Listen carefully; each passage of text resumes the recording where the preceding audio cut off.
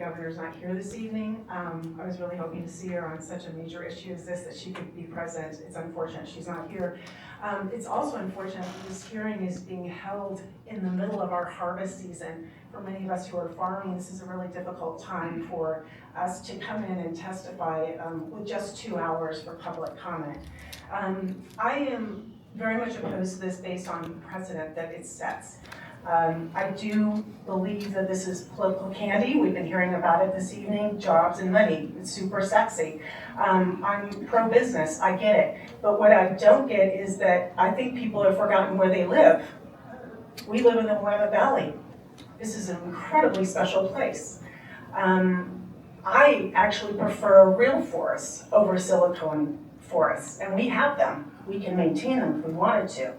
I'm one of the earliest wine growers in the state. My family established a winery back in 1969 in Washington County.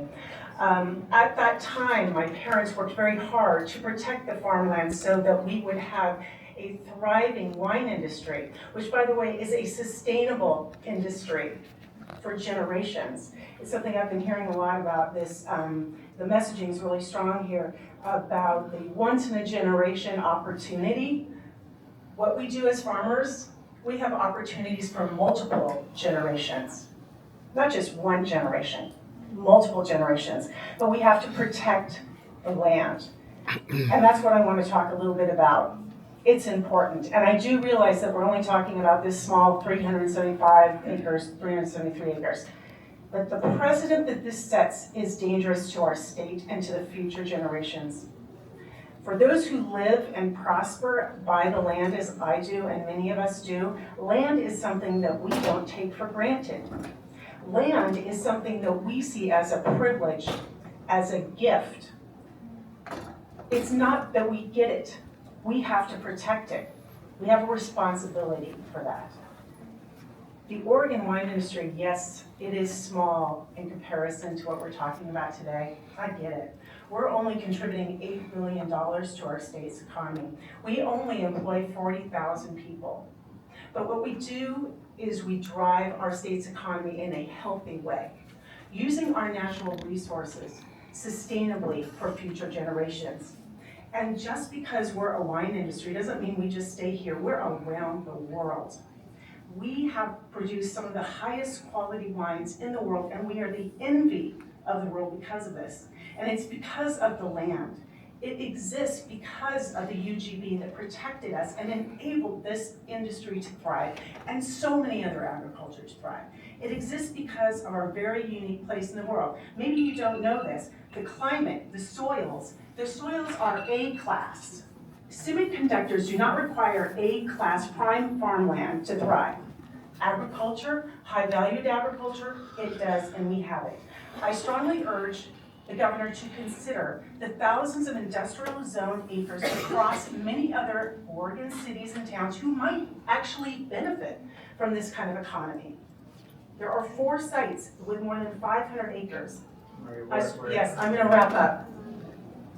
I really urge the governor to consider other options because we have a future generation to protect. Thank you.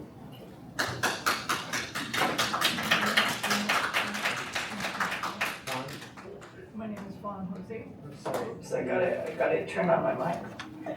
My name is Faun Hosey. I live north of Hillsborough in the rural area.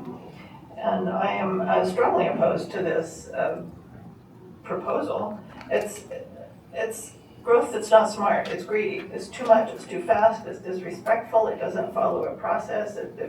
The public is pretty much shut out in the 20 days that we have available without being able to study plans or interact with officials.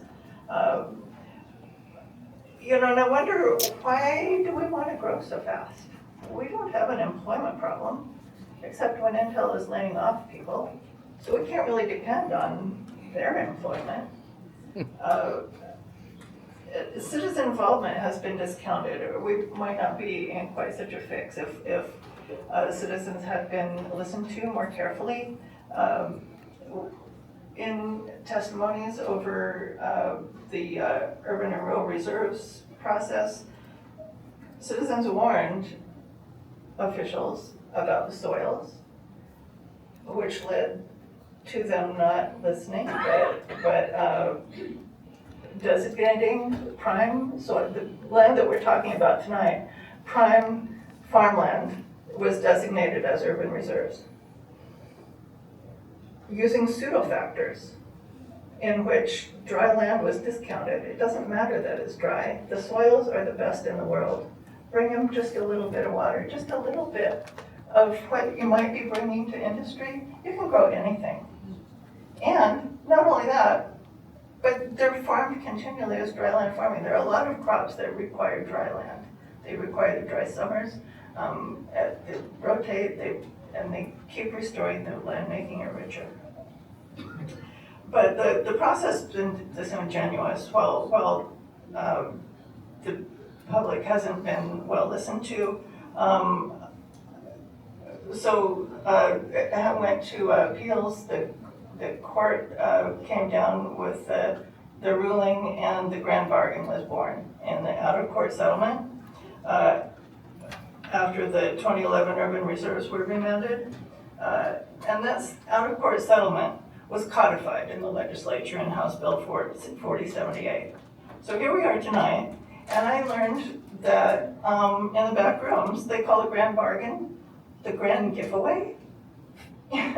So that's symptomatic of what's happening. That we're not reading, we're not hearing, we're not reading, we're not listening to how our community really feels. These officials they're looking toward the next biennium, the next election cycle, the next decade. We're really not considering what our needs are for the future centuries. And every decision we make is going to have an impact on what's left. Yep. Thank you. Okay.